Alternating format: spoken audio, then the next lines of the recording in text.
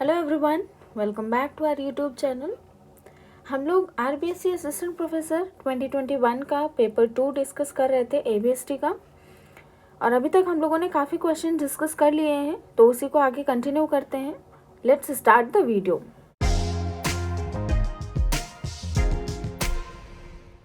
The question is Fisher's index number is called ideal index number because Fisher का जो index number है उसको ideal index number कहते हैं क्योंकि फर्स्ट स्टेटमेंट है it is based on fluctuating weights, क्योंकि ये फ्लक्चुएटिंग वेट्स पे बेस्ड होता है। सेकेंड है geometric mean is used in this formula, इसमें ज्योमेट्रिक मीन का यूज़ किया जाता है इस फॉर्मूले में। थर्ड है it fulfils the qualities of reversibilities, time reversal test and factor reversal test इस पर हम अप्लाई कर सकते हैं। ये रिवर्सिबिलिटीज़ की क्वालिटीज़ को फुलफिल करता है इसलिए। तो यहाँ पे जो सारे स्टेटमेंट्स हैं वो सारे सही हैं आपके, इसीलिए इसको हम आइडियल इंडेक्स नंबर कहते हैं, फिशर के इंडेक्स नंबर को, इसलिए करेक्ट आंसर हमारा होगा 4th। नेक्स्ट क्वेश्चन है factor reversal test is satisfied when. Factor reversal test satisfied होता है जब यहाँ पे कुछ इक्वेशंस दी गई हैं। तो फैक्टर रिवर्सल टेस्ट का आपको फॉर्मूला याद होना चाहिए। यहाँ पे हमारा जो सेकेंड ऑप्शन है ये करेक्ट आंसर होगा P01 इंटू Q01। P यहाँ पे आपका प्राइस, Q क्वांटिटी, और ये जो P1 Q1 है ये आपका करंट ईयर का है, ठीक है, करंट ईयर का। और P0 Q0 है ये आपके बेस ईयर का प्राइस और क्वांटिटी रहता है, ठीक। तो यहाँ पे आपका जो करेक्ट फॉर्मूला होगा सेकेंड आंसर होगा। नेक्स्ट क्वेश्चन है The best method of measuring the secular trend refers to a long time tendency of time series is। यानी अगर हमें कोई सेकुलर ट्रेंड मेजर करना है वो भी लॉन्ग टाइम टेंडेंसी में किसी टाइम सीरीज़ का, तो सबसे अच्छा मेथड कौन सा होगा? तो इसमें फ्री होल्ड कर्व मेथड है, semi average method, moving average method या मेथड ऑफ लीस्ट स्क्वायर्स। तो जब ऐसी सिचुएशन होती है हमें लॉन्ग टाइम टेंडेंसी को मेजर करना होता है, इसमें ट्रेंड मेजर करना होता है, तो हम method of least squares apply करते हैं। तो करेक्ट आंसर भी 4th होगा। नेक्स्ट क्वेश्चन है seasonal variations are caused by. Seasonal variations क्यों होते हैं, उसका रीज़न क्या होता है? Business cycles, change in climate, customs and traditions, जो हमारा क्लाइमेट बदलता रहता है, कस्टम्स और ट्रेडिशंस बदलते रहते हैं उसकी वजह से, ग्रोथ ऑफ पॉपुलेशन या टेक्नोलॉजिकल डेवलपमेंट। तो जो सीजनल वेरिएशंस होते हैं वो आपका आसपास का एनवायरनमेंट यानी कि जो क्लाइमेट है, कस्टम्स और ट्रेडिशंस हैं, इनमें जो चेंज होता है इसकी वजह से होते हैं। तो करेक्ट आंसर सेकेंड होगा। नेक्स्ट क्वेश्चन है विच algebraic method would you apply for extrapolating the population of India in year 2021 when equidistant of x variable, that is population of 1981, 1991, 2001 and 2011 is given। अब यहाँ पे है कि आप कौन सा algebraic method अप्लाई करेंगे, किस लिए? एक्स्ट्रापोलेटिंग मतलब आपको जब कुछ चीज़ें पता हों और उसके बेसिस पे हमें फ्यूचर की कुछ वैल्यूज़ निकालनी हो, कुछ और प्रेडिक्ट करना हो, तो उसको एक्स्ट्रापोलेट करना कहते हैं। तो अगर हमें इंडिया की पॉपुलेशन निकालनी है 2021 की और हमें 1981, 1991, 2001 और 2011 की पॉपुलेशन दी गई है, तो हम कौन सा मेथड यूज़ करेंगे? ऑप्शंस क्या क्या हैं? Newton's advancing differences method, parabolic curve method, direct binomial expansion method या any one from the above. तो यहाँ पे आप जो है इस पॉपुलेशन को निकालने के लिए हम लोग direct binomial expansion method use करेंगे। हम ये मेथड तभी अप्लाई करते हैं जब हमें कुछ इन्फॉर्मेशन दी हुई हो, वेरिएबल्स की कुछ वैल्यूज़ दी गई हैं और उनके बेसिस पे हमें कुछ फ्यूचर वैल्यूज़ प्रेडिक्ट करनी है, तो हम डायरेक्ट बाइनोमियल एक्सपेंशन मेथड का यूज़ करते हैं। नेक्स्ट क्वेश्चन है which method of interpolation and extrapolation is to be used when the number of items in a variable are less, यानी कि आपके वेरिएबल के नंबर हैं जो है वो कम है, नंबर ऑफ आइटम्स बहुत कम है, and difference in independent variable is either uniform और टू लेस, और जो उनमें वेरिएबल्स के अंदर जो इंडिपेंडेंट वेरिएबल्स हैं उनका जो डिफरेंस है वो या तो यूनिफॉर्म है, सेम डिफरेंस है, या फिर बहुत कम है। तो उस सिचुएशन में हम कौन सा मेथड यूज़ करेंगे? Direct binomial expansion method, Newton's method of advancing differences, Lagrange's method और पैराबोलिक कर्व मेथड। तो इस सिचुएशन में हम पैराबोलिक कर्व मेथड अप्लाई करेंगे। करेक्ट आंसर 4th होगा। नेक्स्ट क्वेश्चन है, principle of correlation proof to be very useful why. Principle of correlation, correlation का जो प्रिंसिपल है वो काफ़ी यूज़फुल है और बहुत ज़्यादा यूज़ भी किया जाता है, आजकल वाइडली यूज्ड हो रहा है। तो लेकिन क्यों होता है, इसका रीज़न क्या है? फर्स्ट स्टेटमेंट क्या है, कंपैरेटिव स्टडी ऑफ 2 और मोर देन 2 रिलेटेड इवेंट्स, यानी कि ये जो कोरिलेशन का प्रिंसिपल है इसमें हम कंपैरेटिव स्टडी कर सकते हैं 2 या 2 से ज़्यादा जो भी रिलेटेड इवेंट्स होते हैं उनके बीच में, to examine and discuss for mutual relationship between them, और हम उनके बीच की जो रिलेशनशिप है, म्यूचुअल रिलेशनशिप है, उसको भी हम डिफाइन कर सकते हैं। टू प्रेडिक्ट और फोरकास्ट, कुछ हमें प्रेडिक्ट करना है या फ्यूचर में कुछ फोरकास्ट करना है तो वो भी हम इस प्रिंसिपल से कर सकते हैं। तो यहाँ पे यही पूछा जा रहा है कि ये इतना यूज़ क्यों होता है, क्यों यूज़फुल है, उसका रीज़न बताइए। ठीक है, तो यहाँ पे आपके जो करेक्ट आंसर होगा वो क्या होगा, ऑल ऑफ द अबव। जो प्रिंसिपल ऑफ कोरिलेशन है उसमें हम ये सारी चीज़ें कर सकते हैं, हम कंपैरेटिव स्टडी कर सकते हैं, रिलेशनशिप उनकी डिफाइन कर सकते हैं और प्रिडिक्शन भी कर सकते हैं। नेक्स्ट क्वेश्चन है, development of the principle of correlation in the present form the credit goes to, यानी जो कोरिलेशन का प्रिंसिपल है उसका इतना डेवलपमेंट हो गया है, इसका क्रेडिट किसको जाता है? Renowned biologist sir Francis Galton, Karl Pearson, above 1 and 2 both, या फिर फ्रेंच एस्ट्रोनॉमर ब्रेविस। तो ये जो प्रिंसिपल ऑफ कोरिलेशन है इसका जो क्रेडिट है वो किसको जाता है?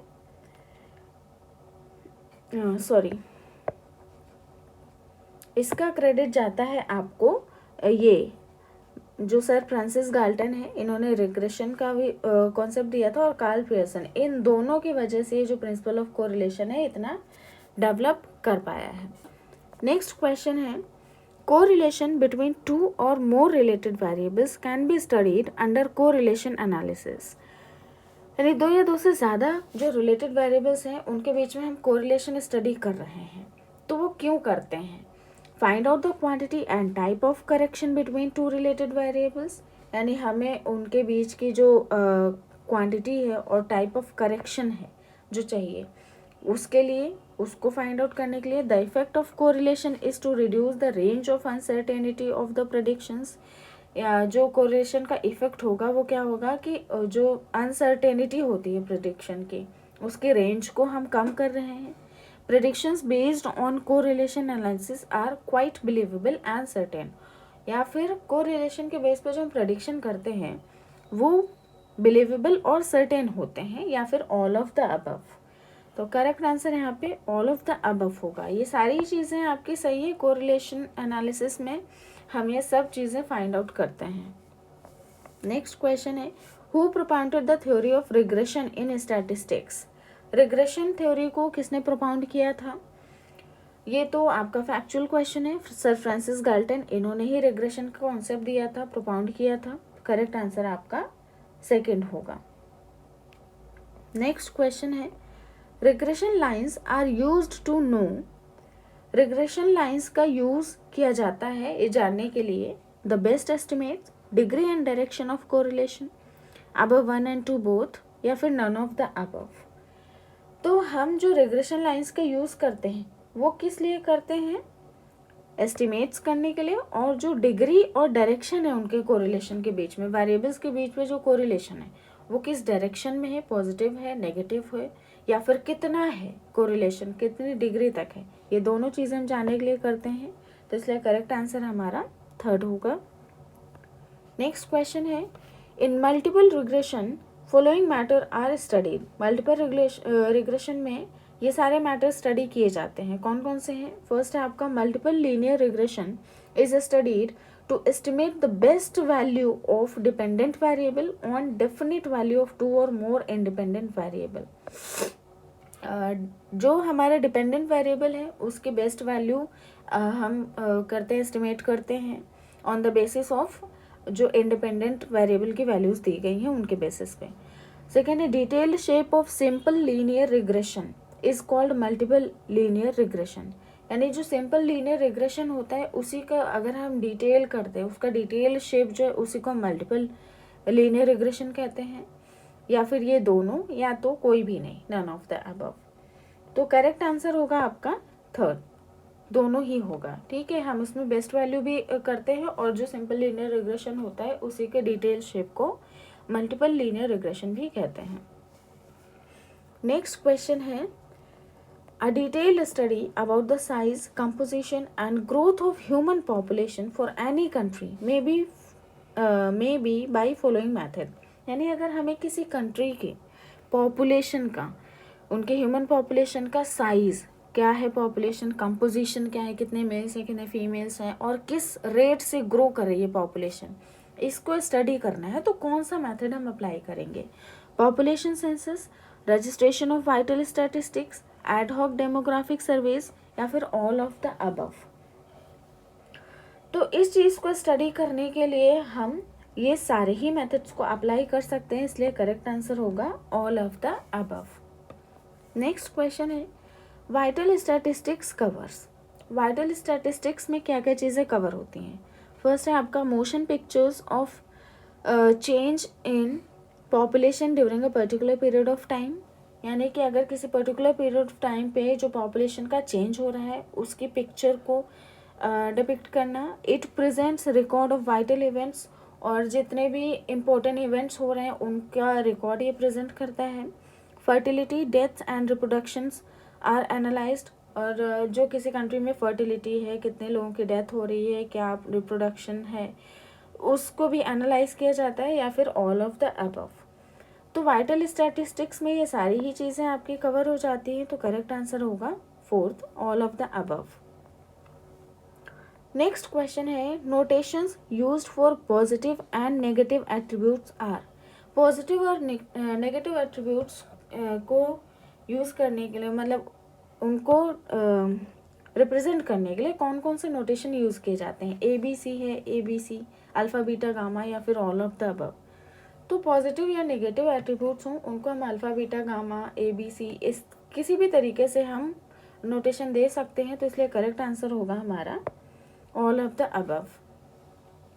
नेक्स्ट क्वेश्चन है, matter of association of attributes is. Association of attributes वो किस चीज़ का मैटर है? स्टैटिस्टिक्स ऑफ वेरिएबल्स का है, स्टैटिस्टिक्स ऑफ एट्रीब्यूट्स का है, या फिर इन दोनों का है, या फिर नन ऑफ द अबव। तो एसोसिएशन ऑफ एट्रीब्यूट्स है तो आपका ये स्टैटिस्टिक्स ऑफ एट्रीब्यूट्स का मैटर होगा कि हम इसमें एट्रीब्यूट्स के स्टडी करते हैं। नेक्स्ट क्वेश्चन है, which technique is used in decision making under certainty. Certainty के केस में कोई चीज़ सर्टेन है, उस केस में अगर हमें कोई डिसीजन लेना है, कोई डिसीजन मेकिंग करनी है, तो कौन सी टेक्निक यूज़ की जाएगी? Linear programming, input output analysis and inventory models, cost volume profit analysis, या फिर ऑल ऑफ द अबव। तो सर्टेन है तो हम इन तीनों का ही यूज़ कर सकते हैं, इसलिए करेक्ट आंसर क्या होगा? All of the above. Next question है, which decision criterion is used in decision making under uncertainty. उसी का अपोजिट क्वेश्चन आ गया कि अगर सिचुएशन अनसर्टेनिटी की है तब हम डिसीजन लेने के लिए कौन सी टेक्निक का यूज़ करेंगे, कौन से क्राइटेरिया का यूज़ करेंगे? Maximax criterion, maximin criterion, mini max regret criterion, या फिर ऑल ऑफ द अबव। तो अगर ये सिचुएशन अनसर्टेनिटी की है तो हम ये तीनों ही मेथड्स का यूज़ कर सकते हैं, करेक्ट आंसर होगा all of the above. Next question है, theoretical frequency distribution are prepared under. Theoretical frequency distribution किस सिचुएशन में प्रिपेयर किया जाता है, या फिर किस चीज़ के अंडर प्रिपेयर किया जाता है? सर्टेन हाइपोथेसिस हो अगर तो following assumptions, following probability rules, any one from the above. तो जो थ्योरेटिकल फ्रीक्वेंसी डिस्ट्रीब्यूशन है ये इन तीनों में से किसी में भी हम अप्लाई कर सकते हैं। अब इसमें ऑल ऑफ द अबव का ऑप्शन है नहीं, तो हम any one from the above answer हमारा होगा कि हम किसी में भी थ्योरेटिकल फ्रीक्वेंसी डिस्ट्रीब्यूशन प्रिपेयर कर सकते हैं। नेक्स्ट क्वेश्चन है, which theoretical frequency distribution is continuous frequency distribution. कौन सा theoretical frequency distribution continuous frequency distribution है? Binomial distribution, Poisson distribution, normal distribution, या फिर नन ऑफ द अबव। तो यहाँ पे आपका जो नॉर्मल डिस्ट्रीब्यूशन होता है वो कंटिन्यूस फ्रीक्वेंसी डिस्ट्रीब्यूशन होता है। करेक्ट आंसर थर्ड होगा। नेक्स्ट क्वेश्चन है, in which area design of experiments was used first. किस एरिया में डिज़ाइन ऑफ एक्सपेरिमेंट्स को सबसे पहले यूज़ किया गया था? Agriculture, industries, administration, transport. तो डिज़ाइन ऑफ एक्सपेरिमेंट का जो कॉन्सेप्ट है सबसे पहले एग्रीकल्चर में यूज़ किया गया था। करेक्ट आंसर फर्स्ट होगा। नेक्स्ट क्वेश्चन है, which important terms are used in design of experiments. कौन से इम्पोर्टेंट टर्म्स हैं जो डिज़ाइन ऑफ एक्सपेरिमेंट्स में यूज़ किए जाते हैं? Experiment, design, above one and two both, none of the above. तो डिज़ाइन ऑफ एक्सपेरिमेंट्स, इसमें एक्सपेरिमेंट भी यूज़ किया जाता है, डिज़ाइन भी। तो करेक्ट आंसर क्या होगा? थर्ड, दोनों ही हो जाएगा। Who propounded and developed concept related with design of experiments. Design of experiments के कॉन्सेप्ट को किसने प्रोपाउंड किया था, किसने डेवलप किया था? कार्ल पियर्सन ने, प्रोफेसर आर ए फिशर, बाउले, सर फ्रांसिस गाल्टन। तो डिज़ाइन ऑफ एक्सपेरिमेंट्स का कॉन्सेप्ट जो है वो आपका प्रोफेसर आर ए फिशर ने डेवलप किया था, इन्होंने ही प्रोपाउंड किया था और सबसे पहले एग्रीकल्चर में अप्लाई भी हुआ था। नेक्स्ट क्वेश्चन है, in leap year what is the probability to be 53 Mondays. अब लीप ईयर है, देखो एक ईयर में कितने वीक्स होते हैं? 52 वीक्स होते हैं और 1 एक्स्ट्रा डे होता है। ठीक, 52 वीक्स प्लस 1 एक्स्ट्रा डे, ये क्या होता है? ये होता है हमारा नॉर्मल ईयर में।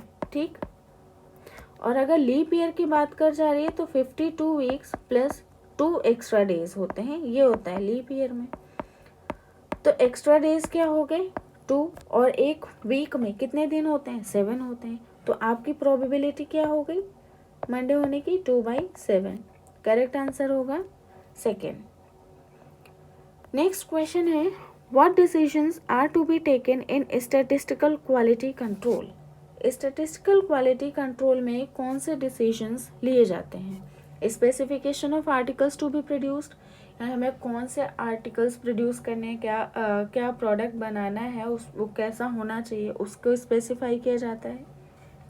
How the articles actually produced, और आर्टिकल्स को कैसे एक्चुअली वो कैसे प्रोड्यूस हो रहे हैं, किस टेक्निक से हो रहे हैं या फिर किस क्वालिटी के हो रहे हैं। और articles produced resemble with pre determined standards और नॉट, और जो भी प्रोडक्शन हो रहा है, एक्चुअल प्रोडक्शन हो रहा है, वो जो हमने स्टैंडर्ड्स पहले सेट किए हुए प्री डिटरमाइंड स्टैंडर्ड्स हैं, उनके अकॉर्डिंग हो रहा है या नहीं, या फिर ऑल ऑफ द अबव। तो स्टैटिस्टिकल क्वालिटी कंट्रोल में ये हम सारी चीज़ें चेक करते हैं। जैसे करेक्ट आंसर फोर्थ होगा। Next question, what are the techniques of statistical quality control. Statistical quality control के टेक्निक्स कौन कौन सी हैं? Process control charts, product control charts, both 1 and 2, या फिर नन ऑफ द अबव। तो यहाँ पे हमारा करेक्ट आंसर क्या होगा? टेक्निक्स जो है प्रोसेस कंट्रोल चार्ट्स भी होता है, प्रोडक्ट कंट्रोल चार्ट्स भी होते हैं, तो करेक्ट आंसर होगा थर्ड। नेक्स्ट क्वेश्चन है, विच programming is used in transportation sector. Transportation sector में कौन सी प्रोग्रामिंग यूज होती है? Graphical method, simplex method, transportation method, above 2 and 3 both. Transportation sector में हम सिंप्लेक्स मेथड का यूज़ किया जाता है। सिंप्लेक्स मेथड ही प्रोग्रामिंग का यूज़ किया जाता है ट्रांसपोर्टेशन सेक्टर में। नेक्स्ट क्वेश्चन है, what is the size of large sample. Statistics में लार्ज सैंपल और स्मॉल सैंपल की जो लिमिट है वो क्या है? 30 है। अगर 30 से कम है तो स्मॉल सैंपल हुआ, 30 से ज़्यादा है तो लार्ज सैंपल हुआ। करेक्ट आंसर क्या होगा? इफ़ इट साइज एक्सीड्स 30, 30 से ज़्यादा हुआ तो वो लार्ज सैंपल होगा। Next question, which test of significance for attributes are discussed in large sampling. यानी लार्ज सैम्पलिंग में किस जो एट्रीब्यूट्स के सिग्निफिकेंस को टेस्ट करना होता है, कौन से टेस्ट अप्लाई होते हैं, क्या टेस्ट किया जाता है? Test for number of successes, यानी कितना सक्सेस हुए हैं, नंबर ऑफ सक्सेसेस कितने हैं, कितनी बार सक्सेस हुआ है। Test for proportion of successes, यानी प्रोपोर्शन क्या रहा है सक्सेस होने का। Test for difference between proportions, और जो सक्सेस और फेलियर हैं उन दोनों के बीच का जो प्रोपोर्शन का डिफरेंस है उसको टेस्ट करते हैं, या फिर ऑल ऑफ द अबव। तो यहाँ पे हम ऑल ऑफ द अबव यानी कि जितने नंबर ऑफ सक्सेसेस हैं, प्रोपोर्शन है और उन दोनों के बीच का डिफरेंस है, सबको टेस्ट करते हैं in testing the significance of attributes. Next question, assumptions of T test are. T test के assumptions क्या क्या हैं? फर्स्ट है the population from which small sample has been selected is normal, यानी कि जो हमने डेटा सेलेक्ट किया है, सैम्पल सेलेक्ट किया है, वो नॉर्मल डिस्ट्रीब्यूशन से, नॉर्मल पॉपुलेशन से सेलेक्ट किया है। The samples are taken by random sampling method, और जो सैम्पलिंग हुई है, जो सैम्पलिंग टेक्निक यूज़ हुई है वो रैंडम थी। The standard deviation of population is unknown, और पॉपुलेशन का स्टैंडर्ड डेविएशन क्या है? अननोन है। All of the above. तो टी टेस्ट के जो ये सारे ही अजम्पशंस होते हैं, इसलिए करेक्ट आंसर हमारा 4th होगा। तो कुछ क्वेश्चंस बचे हुए हैं, बचे हुए क्वेश्चंस को हम लोग नेक्स्ट वीडियो में डिस्कस करेंगे। आज के लिए इतना ही। अगर आपको वीडियो पसंद आया हो तो लाइक एंड शेयर कर दीजिएगा, और अगर आप हमारे चैनल पर नए हैं तो चैनल को सब्सक्राइब कर लीजिएगा। मिलते हैं हम लोग नेक्स्ट वीडियो में। Till then bye bye and take care.